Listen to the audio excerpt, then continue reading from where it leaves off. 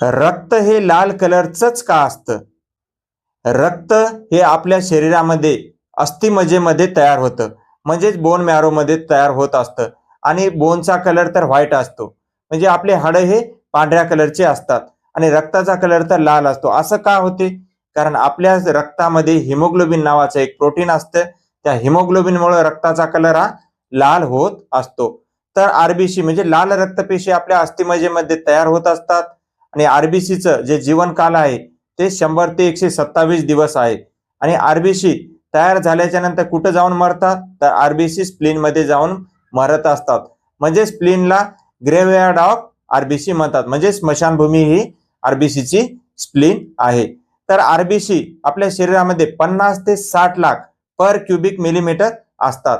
RBC ज्याच्या शरीरामध्ये कमी होतात त्याला अनिमिया नावाचा रोग होतो आणि अनिमिया नावाचा हा रोग बहुधा करून स्त्रियांमध्ये आढळून येत असतो.